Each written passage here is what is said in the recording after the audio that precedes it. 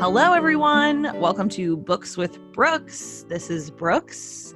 I have on the line, calling in from Philadelphia, a voice you all may recognize. It's my friend, Derek. It's Books with Brookes. That's it. Oh my God, I love that, Derek. I didn't tell you I was going to do that. So Is that my new jingle? I think it might be. Cut that. That's so cool. Well, thank you for being on the podcast. We should also mention that the music you just heard was not our normal theme song because this is a special holiday episode. And that is actually a song that Derek, Derek played on his guitar with his group. What is your group called, Derek? Duodelphia. Duodelphia. So I hope you all enjoyed that very much. Derek, you want to tell us anything about that little ditty? Well, that's me and my friend Robert, and we record classical guitar as a duo. And so you can find it on YouTube. Oh, it's so beautiful. It was lovely. Thank you for sharing and for letting us use it. So glad you could use it. Of course. So we are here today to discuss A Christmas Memory by Truman Capote. A book, not one of our Christmas memories, although we might do that too. Not a personal recollection that we have with Truman Capote. It is a collection of short stories by Truman Capote, the most famous of which is called A Christmas Memory. The other two are called One Christmas and also The Thanksgiving Visitor. They are published together in a little book, a little anthology, because they're all autobiographical collections about his life, his childhood around the holidays. Okay, so did you do some research about that? Because I was going to ask if they were autobiographical. It certainly seemed like they were. Okay. They were, and I did. Mm-hmm. Truman Capote is an extremely interesting figure. And actually at book club, one of our members, Erica, had just finished. It was so funny because she, I always asked, did you like the book or not? And she said no, I think she said no, or she was on the fence. And she was like, I think it's because she had just read this other book that was all about later in life, Truman Capote became kind of a New York socialite. Oh, yeah. He ran with all the big names and the big stars, and then he published. Well, yeah, I know that. I was going to say, I think that Andy Warhol was a big Capote fan. Yeah, I think that's right. Well, and he was friends with Harper Lee, was one of his best friends. So, yeah, he ran with some pretty famous people, but then he published what was going to be a book all about like the dirty, dirty secrets of all the socialites. And he ended up getting blacklisted and sort of like exiled from the scene. And she was like, I just read this book and, it really, really, like, he comes off quite badly, this book about what he did. And he was really manipulative and he really tricked a lot of people. He would like pretend to be their friends and get all their secrets. And then he published them all. So he did publish them. He did publish them, and it was that's the book I want to read. Right. Okay. I can't remember what it's called. I think it is only like a short story. Basically, he never kind of finished it. Okay. I think because of the response. And it's so funny because you think Truman Capote was obviously a real trendsetter because he wrote In Cold Blood, which was true crime before true crime. And then he wrote this short story about, the stars, they're just like us kind of a thing. He was Perez Hilton in the 60s, kind of like Perez Hilton before Perez Hilton. So it's funny how, if he had published those same items today, I think the response would have been quite, quite different. Yeah, I mean, it sounds pretty standard, although this is a bit of a tangent, but are you aware of Knausgaard? I think he's... Oh, God. Is he like a Norwegian writer or something? I don't know. Who? I don't think so. He wrote, I'll try to make this quick, but he wrote a massive set of volumes literally called My Struggle. And it's all about like his family and like their family drama. And like he really revealed the dirt and it kind of like ruined his family life because he used everyone's real names and like it was a sensation in the country and everyone knew who everyone was, and the fact that he was writing these books became a part of the books as he was doing it. Whoa. No, I have not heard of that. I have not read the books. They're very long, but they're very long to... and about people we have never heard of, probably. Yeah. I hear they're interesting, but I don't think I'm gonna go there. Yeah. Well, the Truman Capote and I wanted to say, have you seen the movie Capote with? No, I haven't, but now I really, really want to. Well, it's very good. I think it is just based on In Cold Blood. Oh, is that it? I think, but I haven't read that, and I saw the movie a long time ago. But of course, it's Philip Seymour Hoffman, and he's wonderful. He's wonderful. Well, I read In Cold Blood in high school, I think, or early college. It's been a long time. And I remember it being amazing. So we talked about this at book club a lot too, of like, well, we should read it again to see how it, because true crime is now such a genre and we read it and we consume it so much. So I wonder what going back to In Cold Blood would be like. This is my first Capote read, actually. So I'm not even, it's funny how like tender and sweet this book is, because I'm not familiar with any of his true crime output or his salacious gossip output. Yeah. Well, let me ask you then, did you like the book? Did you like the story? Yeah, I thought it was great. Well, we can get into it, but yes, I really liked it. It was just such a nice, like, light read and had this perfectly, like, innocent quality. Yeah. Okay, so you liked it. Well, I mean, I liked it too, and I think this is why I asked this now is just because he's a wonderful writer. I mean, he's an incredible writer. His attention to detail and the specificity and the language is almost like poetry. Oh, there's a couple sentences I want to read out loud, but they're almost like tongue twisters you would do to warm up for a theater performance. Like, they're amazing. He gets all the sounds in one sentence. All of my bookmarks are like just very particular, specific sentences that I liked. Yes. And yeah, I guess should we give an overview of what happened in these stories? Yes, please. They're all kind of related. Yeah, in a way. Take us away. Well, there's the three stories, and they all involve the two characters, Buddy, and I guess her name is Miss Sook. Yeah. And so you have this 8-year-old boy. He might get older in some of the other stories, but starts out as an 8-year-old, and this woman who is like developmentally disabled, and I think, in her 60s or 70s, and they're best friends. And the stories are about their, it says she's 60 something in this one. And so they're cousins, and they live together with their relatives, and it's like a house with a ton of people, and they're all adults, and we don't really hear much about them. It's really about these like two children. That's actually what he says in the book, that she is still a child too, and they're like little adventers. Yeah. And so 2 of the stories are about Christmas time, and one of the stories is about Thanksgiving.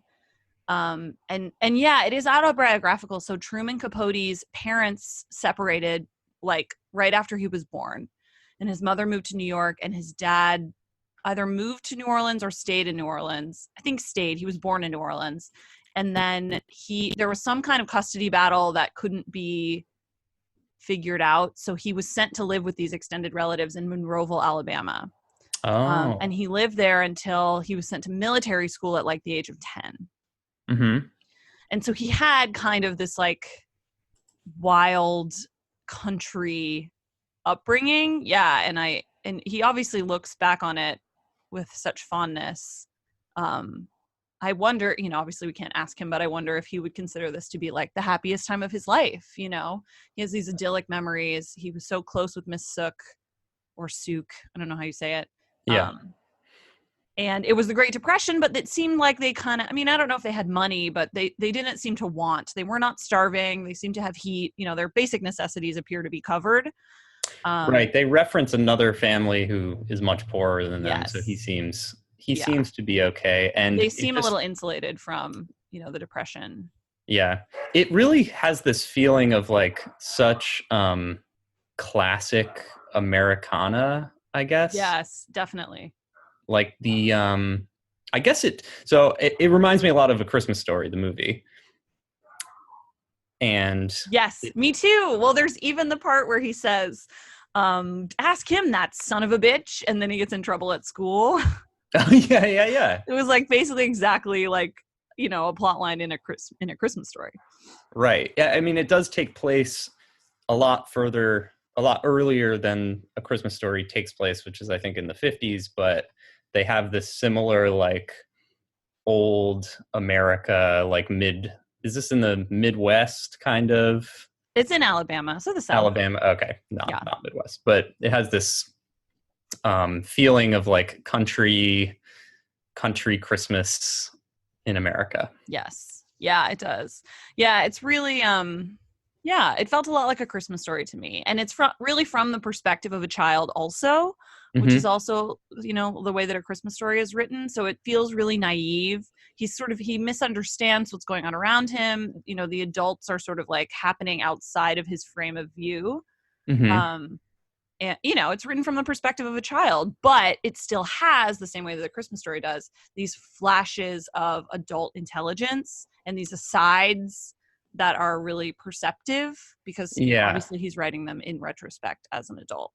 Well, yeah, it's also, there are moments that are very powerful because you have this feeling of being an innocent child and then you're brought into adulthood, into some like big serious event very suddenly, as if a child would be. It's really sudden. Yeah. And it's interesting to me, Derek, that you said you thought it was a light read, because I actually thought they were quite emotional and pretty heavy, especially, two of them end just with straight up death. Yeah. The Thanksgiving one does not, but it does end with like sadness. Well, it kind of ends with death too, actually. He references the later death of his father. They're pretty heavy. I mean, some people in book club said that they cried. I could see that. Yeah. Especially the end of the story with his dad really like hit me hard because it came very suddenly and was that perfect combination of like the innocent child vulnerability. Yeah. In like the letter that he writes to his dad. Oh, right. Oh my God. I know. So the way that they're published in mine, Derek, and it might be different in yours, is A Christmas Memory, then One Christmas, then The Thanksgiving Visitor. Same here. Okay. So we had some debate at book club about why they are in that order. I actually think they're out of order. Okay. I would have preferred to read them A Christmas Memory first, followed by The Thanksgiving Visitor, and One Christmas last. And I don't know why they're published in this order. It's unclear to me. Does he might get older? Are they in his age order? Oh, maybe. Because in the first one, he says he's 7, but I feel like he's older in The Thanksgiving Visitor because he's at school. Well, how old is like 3rd grade? I don't know. I'm far too far away from 3rd grade to know the answer to that. I think 3rd grade is like you're 9 years old, maybe. Oh, so maybe it is in chronological order then. That's interesting. Oh no, I flipped to the page. Okay, so yes, in in The Thanksgiving Visitor, he's 12 years old. Oh, okay, so that's what it is. So they're chronological. I felt content-wise that they were out of order, especially because, so for example, in A Christmas Memory, we're never even told Miss Sook's name. Right. Yes. She's only called my friend. And so we don't get the background information on her and like kind of the rest of the family until the second story. Now, I am going to turn that around on you a little bit because it almost makes sense that a 7-year-old would just like not know or care about someone's name. Yeah, that's true. It's just like, this is mommy and daddy. Yeah, he just refers to her as his best friend. Right. Yeah. Yeah. Huh. That's funny. Yeah, well, that's a good point. Well, so which order do you want to talk about them in? No, let's talk about them in the order that they appear. I think that makes sense. And there is one. Queenie the dog is a big character. Yes, Queenie the dog. She's some kind of rat terrier. Yeah, and I am a sucker for writers who write well about dogs. Like, oh, and I read Anna Karenina this year, and like Tolstoy has some great passages that are just like perfectly dog. Oh, like, oh, he like really had a dog, like, because it's not something you would ever write if you didn't have a dog around, right? If you aren't intimately familiar with their behaviors. Yeah, and I felt the same way about how he wrote about Queenie. Oh, I love that. Yeah, Queenie is so sweet, and she goes on other adventures with them. Yeah, she is a really strong third character, and that's a really good point, Derek. Yeah. So the first sentence of A Christmas Memory, which is the first story, the first sentence we get is, "Imagine a morning in late November." Mm-hmm. Which I just loved. And I think it sets up all of these stories so well, but also his writing style, which is extremely imaginative. I mean, he's physically taking us there with him. Imagine a morning in late November. Mm-hmm. We can all do that. Sensory yes, writing. Extremely sensory, which I think is a Southern, honestly, shout out to my dad. So much of this reminds me of the way that my dad writes, who just published a book this year, because he's a Southern author inspired by, Hemingway and Capote and Doris Welty and, all the famous Southern writers. And he writes this way too. It's so imaginative. It's highly specific, even down to little things like the use of first and last names for characters. And they're like, well, we can get to that later, but Odd Henderson.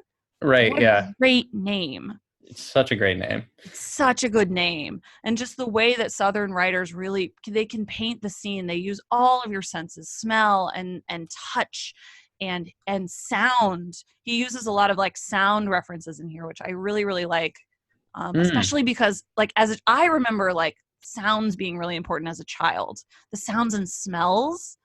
I just think it's so good. Yeah, I didn't notice that, but now I'm seeing the sentence, Miss Sook saying, "The courthouse bell sounded so cold and clear." And that's how she knew that it was time to bake the fruit. That's how she knew. It reminds me of like, do you ever go outside and you're like, it smells like snow? Mm-hmm. And it's like, what does that even mean? But it does. And also, so much of these stories revolve around them cooking. Yes, like the whole thing is them like getting the ingredients to cook or bake and like putting it all together. And yeah, definitely. Well, and also, I mean, the holidays, the food senses too. Yeah, and the holidays for all of us today, still, it's about food and eating. Mm-hmm. So it's totally true. I mean, the Thanksgiving story where all this company's coming from miles and miles away and they all are arriving whenever they arrive and you don't know who they're going to show up with and got this huge table set. I mean, it's, I love it's so I don't even know what the word I'm trying to find is. It's just idyllic, I guess. Yeah, but it's how you imagine the holidays. It's also like what you would yeah, it feels like you said an adult thinking back on a great time and recognizing how great it was in a way that you couldn't as while you were in it.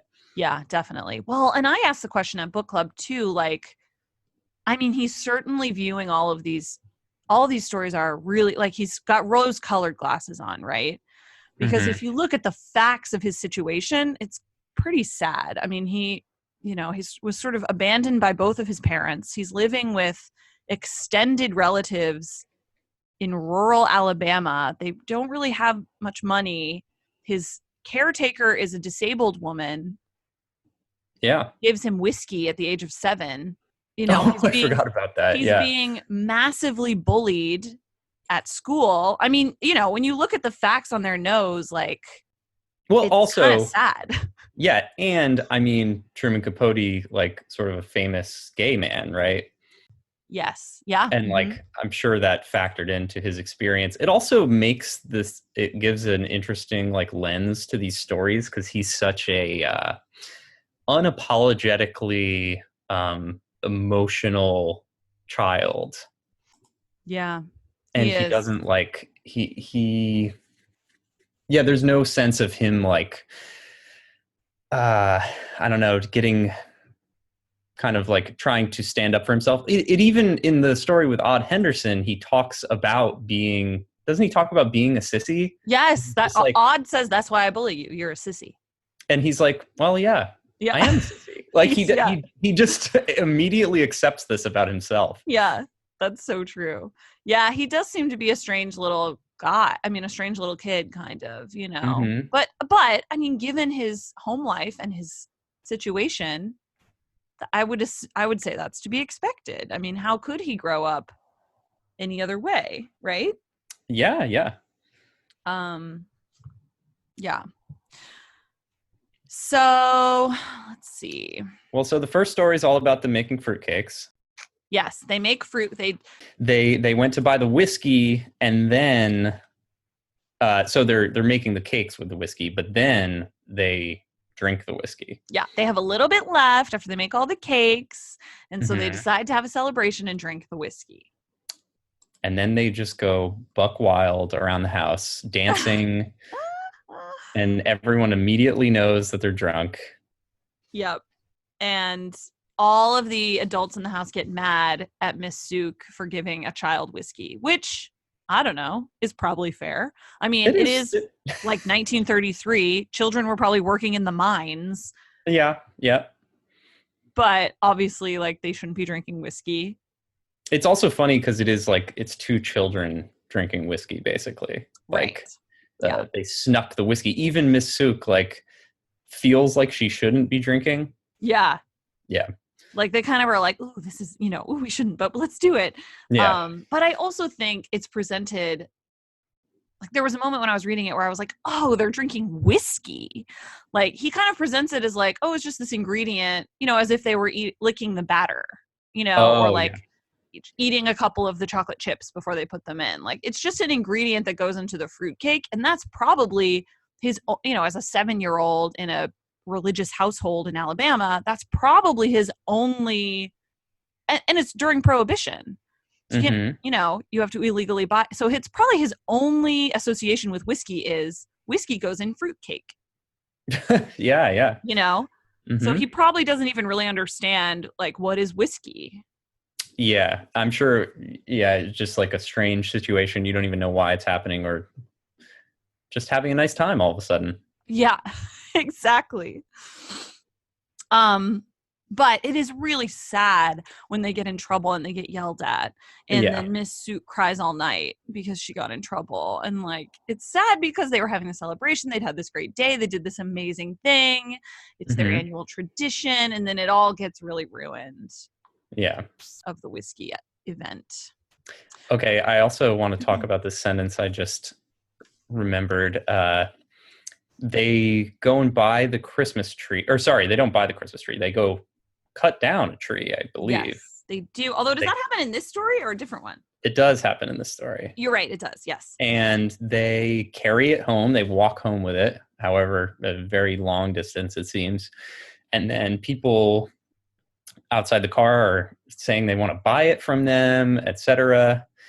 And one of the persons says, "That's my last offer. Goodness, woman, you can get another one." In answer, my friend gently reflects, "I doubt it. There's never two of anything." Oh, which is great. And she's right. I mean, there's no two trees exactly the same. Yeah, and it gives you this, like, she has this very simple, like, worldview, but it's you know, I think it's valuable. It's pure. It's so wise. Yeah. Yeah. Yes. He definitely attributes to her a lot of wisdom in her sort of, like, naivete and, like, simple-mindedness. Right. Yeah.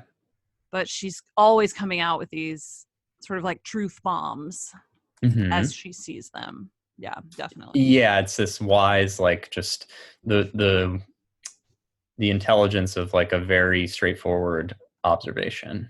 Yeah. Okay, there's another sentence I want to point out when they're going to get the Christmas tree. And this is one of the ones I highlighted as being, like, a true tongue twister. Yeah. on page 19, another creek to cross. A disturbed armada of speckled trout froths the water round us, and frogs the size of plates practice belly flops. Beaver workmen are building a dam. Whew. What a mouthful. It's a whole like Richard Scarry busy town in the creek. It really, yes. Oh my God, it is. That's amazing. It is that. Yeah. And that's just one sentence. I mean, what a way to throw that out on a piece of paper. Okay. Do you know what else I love to think about? I don't read old books that often. Mm-hmm. He wrote all this with a pen, probably like a fountain pen or like something that needed to be refilled occasionally. Oh, yeah. Think about that. Or like a pencil. Yeah. I wonder if the manuscript is still around of this. Isn't that crazy to think about? Like, people used to write using their hands. That is too slow for me. How did you spell anything correctly? Honest to God. I don't know. Okay, so I don't know if we should give away the ending necessarily, but this is the one where the ending is, in my opinion, especially devastating. Oh, it's very sad. I mean, I feel like we can give it away. I don't think it really takes anything away from the story to know what happens. Yeah. I mean, well, Miss Suk is much older. She's in her 60s and she's not in great health.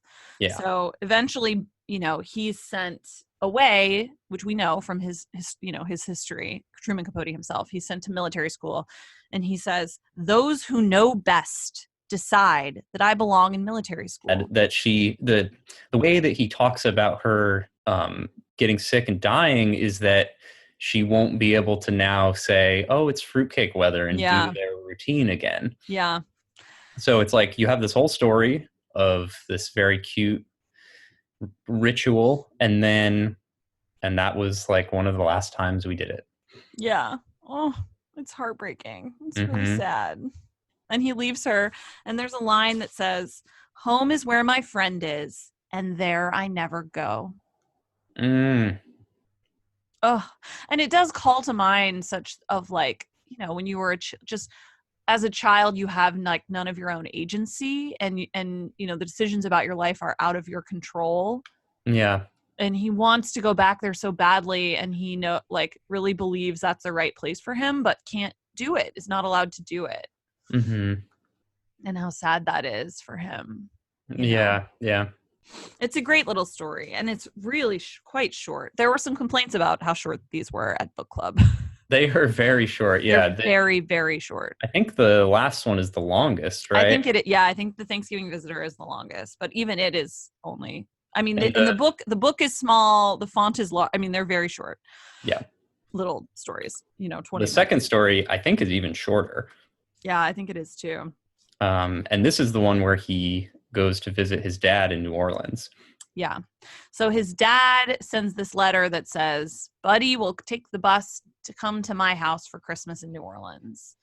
And he doesn't want to go. He's like never left Monroeville. He doesn't know anything else. He's never taken the bus, which also like, it's insane. They send like a 9-year-old alone on a 6-hour bus ride with it. 400 miles. And what is it? They just say they pin to him a note that has his name and address. It says, I had a new suit. It had a card pinned to the lapel with my name and address. That was in case I got lost. Yeah, there you go. Can you imagine? Like, you would get arrested for doing that today. Yeah. Put a 9-year-old on a bus with all of his personal identifying information on him? Like, it's insane. Right, yeah. So funny. Yeah, so he has to go on a bus alone to New Orleans to spend Christmas with his dad. And his dad is a really interesting character. I think he's a sympathetic character. He's obviously like internally struggling with this idea that, he is not the caretaker for his child. Mm-hmm. And you can tell that, but he's also so selfish. Yeah, he seems very wealthy, lives in a huge house. Yeah. And he's kind of a socialite. I guess, kind of like Truman himself became later. Yeah. The centerpiece of the story is this big party that's held at his house. Right, the big Christmas Eve party at this big mansion in New Orleans. Mm-hmm. I loved reading this chapter because my dad lives in New Orleans and I visit there a lot. And God, the idea of going to New Orleans in the past is so fascinating to me. I would just love to do it. Like, right. It's a magical city now. What must it have been like in the 30s? It sounds super similar, honestly. Yeah, it does. Sound that different. I mean, I've never been in New Orleans, but Derek, you should come. Yeah, I know. I've been meaning to for years. I mean, the way he describes the culture feels really similar to the way that it is today, which is tons of house parties and gaslit lanterns and amazing food and taking like carriage rides, which is still a huge part of New Orleans. They have all these mules that pull all these like taxi cars that you can ride around. They're everywhere. And the heat and the thunder and... Yeah, it's almost, they're preserving. I mean, that stuff might have been very new at this time. Yeah, well, that's true. And the French Quarter, his dad lives in the Quarter, and it's so interesting. Okay, so he kind of plays a trick on his dad. Are you talking about the Santa thing? Yeah. Yeah. This is another fun piece of the story. He wakes up really early Christmas morning, and he goes downstairs, and he opens all his presents, and then his dad comes in and he pretends like, Santa brought me all these presents. What are you going to get me, Daddy? Right. But he had seen his dad preparing all the presents the night before, right? Yes. He'd stayed awake all night waiting for Santa, so he had seen his dad putting all the gifts under the tree. Yeah. So the Santa thing had kind of been spoiled, which is kind of sad. But and also, what a strange... Can we just talk about the idea of Santa real quick? Sure. That we lie to all of our children and tell them that their gifts come from a magical man who lives on the North Pole. Right. And like really for no reason. Reason. Why is it better that it came from Santa? Yeah. And I feel like I've been seeing in recent years with the advent of social media, people sharing posts that are like, please don't tell your kids that all of their gifts are from Santa, because like, my kid isn't going to get that much stuff and they're going to think Santa hates them. God. Or that they weren't good or whatever. Like, Santa can give them a gift, but there's like, tell them the big gifts are from mommy and daddy. They're not from Santa. Yeah, I haven't heard that, but that makes a lot of sense. It makes a lot of sense. Like, my mom tells a story when I was really little, like in kindergarten or first grade, a mean boy on the bus told me Santa wasn't real. And I told him, well, yes, he is, because I know my parents couldn't afford all those presents. That's kind of what happens in this story. Yeah, it is. And that illustrates the point exactly, which is like, if you are lucky and blessed enough to have money to purchase your kids what they want for Christmas, don't tell them it's from Santa. Yeah. What lesson does that teach? It's interesting. Not a good I don't one. know. I mean, I don't know what I would do if I had kids. If I would try to convince them Santa was real. It seems kind of fucked up. Yeah, it's like something. Well, you only get to do it for a few years, so maybe it's just like a fun thing to do, I guess. Yeah, I mean, a few years, but like what, 9 years? I mean, that's not a few years. Okay, yeah. I don't know. It's an interesting question. Okay, so he manipulates his dad into buying him the gift he really wanted, which he saw in a toy store, which was this really expensive, like, I don't know, like little go-kart thing. I think it's a model airplane, right? Well, but he rides in it. So I think it's like a little pedal car, but it's shaped like an airplane. Yes. It's like original Barbie car. Obviously, it's not electronic.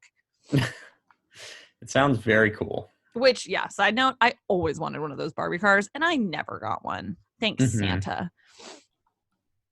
Oh, so he also gets mad that his dad is like kissing an older woman at the party. Yes, he does. He gets really mad about it. He's like, what would it says, what would my nice looking young father want with an old woman like that?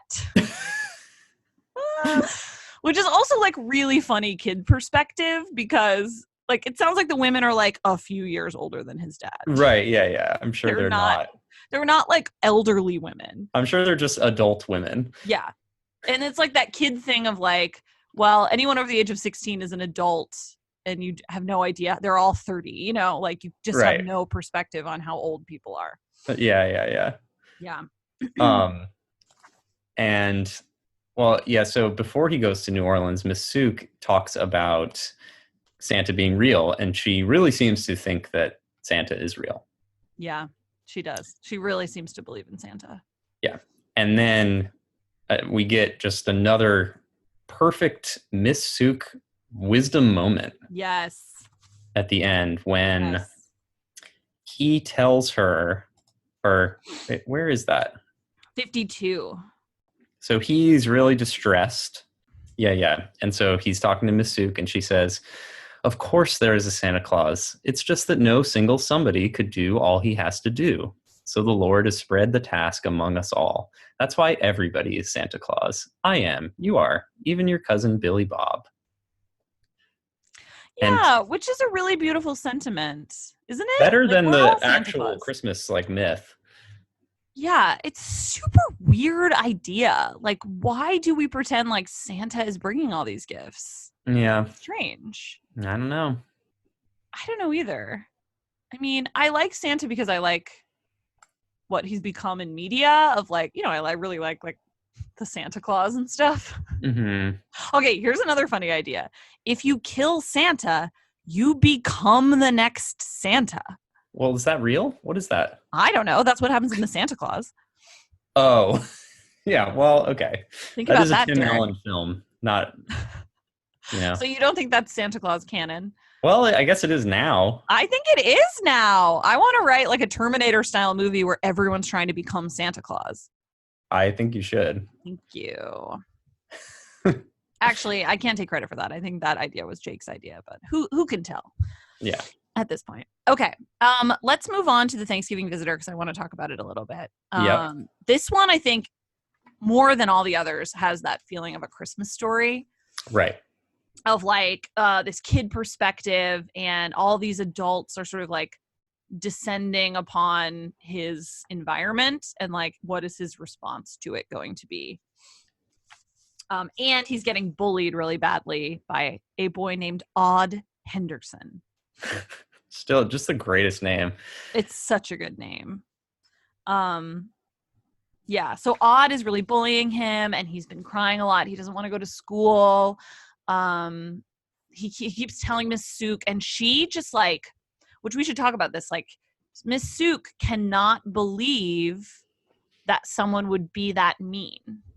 Right. It's just she's like, buddy, you must be getting it wrong. There's no way. She doesn't believe him that this bully is doing the things he's doing, you know, for no apparent reason, the way that he's reporting it. So she really doesn't believe him. She's just too, I guess she just has this mental block where she can't imagine someone. Well, she does also think that something is happening, but that it's being misinterpreted, or it's like not his fault. Yeah. Which I think, I mean, we talked about this at book club too, but just the idea of bullying, you know, and how that has changed and evolved so much in recent years, especially, and our, you know, our response to bullying and how it's treated in schools. And, you know, it used to be, and in A Christmas Story, this is a major plot line too, of like little boys would beat each other up. Yeah. And with sort of no repercussions. I mean, the adults really didn't get involved. Well, it was part of the lifestyle. Yeah. And I don't think that is the case today. Bullying is taken much more seriously, and the response to it is very different. Oh, absolutely. Yeah. We don't just like traumatize our children and say that that's good anymore. Right. There's another great name here. The person who picked a fight with Odd, the only person, Anne Jumbo Finchberg. Yes, I forgot. The other town bully. And it says, Jumbo, a sawed-off but solid tomboy with an all-hell let-loose wrestling technique. So good. Yeah. And Jumbo Finchberg. Yeah. Jumbo lost a tooth and half her hair. Wow. Yeah. I mean, it sounds like a really intense thing. Oh, and there's the thing about the kids. A lot of the kids being so poor, they didn't have shoes. Like, that is really something. Yeah. I mean, I grew up in a pretty rural area in Missouri, and when you're a kid, you're not aware of it. You don't really understand it. But I mean, I remember going to school with kids who didn't have winter coats, who wore the same clothes every day. I mean, they were really, really poor. Yeah. And as a child, you kind of think everyone lives just like me. Yeah. And then you have these series of realizations as you age that isn't true, and that not everyone's home life is exactly like your home life. But it takes a while to sort of figure that out. And so I have a really, really vivid memory actually of being in second grade and a little girl in my class getting in trouble for eating her chapstick. Oh. And I came home. I had a really mean teacher that year. And my mom had been telling me, she's your teacher, she's your teacher, she's your teacher. But I was getting so upset about it. Eventually she did get involved with the school, and this teacher was pretty abusive. And I came home upset because the teacher had forced her to eat the rest of it when she caught her eating it. Yeah. And I was really upset about that incident. And my mom said, she's probably hungry. And it was this huge realization for me of like, holy shit, like some kids don't have food when they go home. Yeah, yeah. And so I started bringing 2 lunches to school, and I would give one of them to her. Okay, this is insensitive, but I thought you were going to say I started bringing an extra chapstick and giving her the chapstick. No, I started bringing food because my mom said she's probably, she's hungry. Yeah. Isn't that sad? Yeah, I mean, it's very real. Still a problem somehow. Yeah. And I remember her name, which I won't say it, but I mean, I remember that really, really clearly. So I do think, certain things stand out to your childhood, especially things that are formative, like realizations. And I feel like this battle with Odd Henderson would certainly be one of them.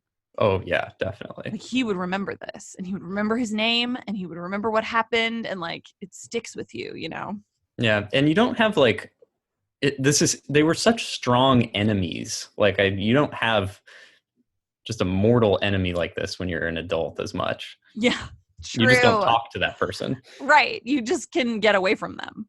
Yeah. Most of the time. Yeah, that's a really good point. So I guess the central part of this story is that they're making Thanksgiving. Miss Sook knows that the Henderson family is poor and wants Buddy to invite Odd to Thanksgiving. Yeah, which he finds abhorrent and ridiculous. Just the worst thing that could ever happen. How could you even suggest that? But then he kind of realizes maybe it'll be okay. There's no way he'll come, right? Right. He's not going to come, so sure. Go ahead and invite him. It doesn't matter. Yes. But then, of course, Odd Henderson shows up. Shows up to Thanksgiving, sits down to the meal with the whole family, flirts with the hot cousins. Right, yeah. There's a lot of flirting with the hot cousin who can play piano, and she sounds cool. Yeah, she sounds great.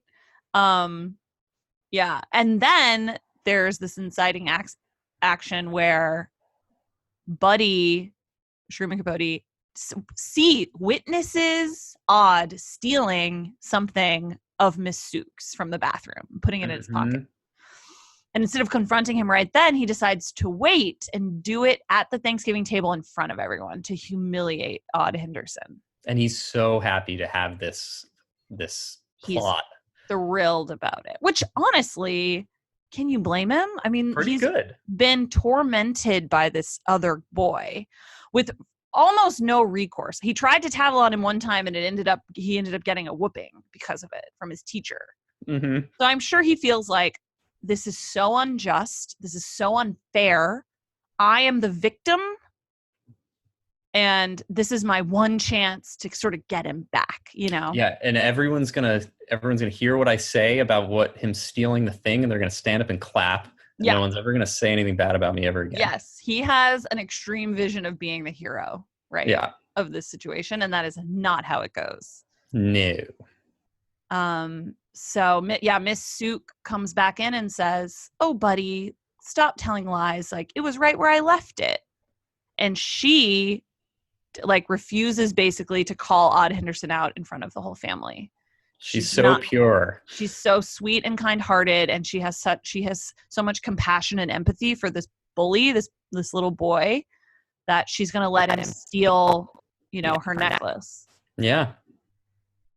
Which is, of course, infuriating to Buddy, as it would be, right? Like, she's his best friend in the world. Whose side is she on? Mm-hmm. Yeah, it's a really cool, like, moral quandary. Yeah, she is I think the more, I guess it's almost looking at it from like a Christian perspective, she is like the most moral in that she's really willing to give everything up to not get someone else in trouble, even someone she doesn't even know. Right. Yeah. She's going to let him take her like favorite family heirloom. Yep. Yeah. Kind of crazy, right? I wouldn't do that. Yeah. Okay. Can we do Queenie Corner here? Oh, Queenie Corner. Yes. I got a Queenie sentence here. Yes. This is during the dinner. Queenie, who had somehow got loose, was under the table, trembling and wagging with ecstasy as she skittered between the rows of legs. But nobody seemed to object, probably because they were hypnotized by the uncarved, lusciously glazed turkeys and the excellent aromas rising from dishes of okra and corn, onion fritters, and hot mince pies. Oh, sounds so good. It sounds so good. Oh, Queenie. So Queenie gets under the table and she's going to try to get some scraps. She's not supposed to be there, but everyone doesn't notice. It's the holiday spirit. Right. Yeah. That is how it goes. So, yeah, Odd does come clean and then kind of just says, I have no excuse, and then leaves. Yeah. Yeah, he admits it, and then he walks out. Which is really bad for Buddy because he wanted to have a big fight. Yeah, now Buddy looks like a real dick. Yes. He looks like a mean little tattletale. Mm-hmm. He has to run away. He's crying. Nothing worked out for him. Nope. It did not go well. Really, it went as badly as it could. Yeah. I mean, I just love the injustice of it, like just from a child's point of view, Right. Yeah. It's one of those things where you can just hear her coming in the barn and finding him afterward and saying, well, Buddy, life ain't fair, Yep. Like, how often do your parents tell you that? It's not fair. It's not fair. Well, it's not going to ever be fair. Yeah, it's not going to be fair. He is like really, he's not having a good time. He's like, I'm going to run away. I just have to leave. Yeah. I can't be here anymore. Yeah. Yeah. Oh, he even considers suicide. Wait, what? Yeah. That's right. He does. Yeah. Very extreme. I forgot about that. And we did not talk about that at book club, but that is a really good point. Yeah, that is sad. You're right. He does do that, which is actually, that's sad knowing, Truman Capote eventually died sort of like alone and friendless from years of alcohol and drug abuse. Yeah. So, you have to wonder, like, were those tendencies there even as a young child? If that is his reaction to, an event like this. I don't know. It's sad. Yeah, these stories are like really beautiful and like very idyllic, and they're about family and they're about the holidays, but they have a pretty dark underside. They're also about death and loss and grief. Yeah. They're not children's stories for sure. Yeah. There's pretty deep, like, moral and kind of I don't know, concerns about like what it means to be in your family and how to treat people. Yeah, where you fit in, who you're close to. Yeah, totally. But I also think that is part of what makes these a great, the holidays are a time where many of us reflect on, people that we've lost and hardships that we've endured. And sometimes they can, the holidays are really sad times for a lot of people. Even if you're gathering and you're blessed and you have food, you still can have all these other feelings of, grief and despair and anxiety. And yeah. And I guess just to give like overall thoughts, I'm kind of a Scrooge about the holidays. It's just way overdone and like so consumerist that it really turns me off of the whole thing. Yeah. And these stories were a nice antidote to that. They're very like, they give you that feeling of like childhood Christmas where things haven't been like poisoned by like advertising and Black Friday. Yeah, exactly. Yes, totally. Like in which story is it where they make each other kites? Yeah, the first story. And it's like the third year in a row because it's all they can afford. They make each other kites. And it's so sweet and innocent. But then they have like this, then they go fly the kites together and they have this great day. And it's this activity that they love. I mean, it is really sweet and simple. It's simple. Yeah. And, I say this and now I'm like, and I'm sure Disney will be making this into a movie very soon and ruining it. No, I don't know. They should, though. They should. Well, apparently, Laura in book club, she likes to listen on audiobook, and this book is not on Audible. It's not on audiobook, but there are some YouTube videos where you can listen to Truman Capote read them, which I would actually really like to do. And then there's apparently one that is also has been turned into a movie. Like there's actors in it.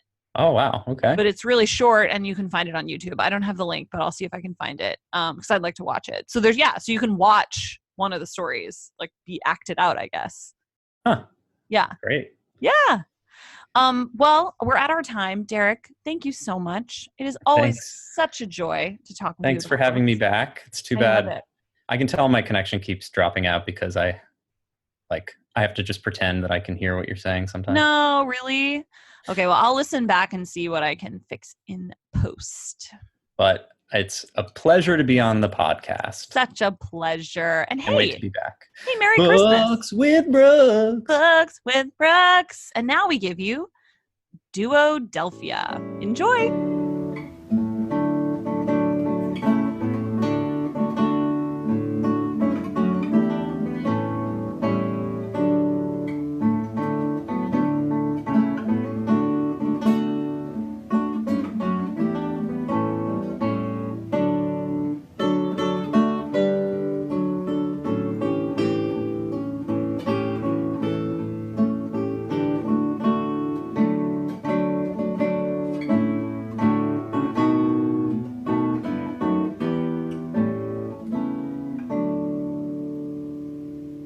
Books with Brookes is in the Press Play Podcast Network, and our theme music is by Jonathan Allen.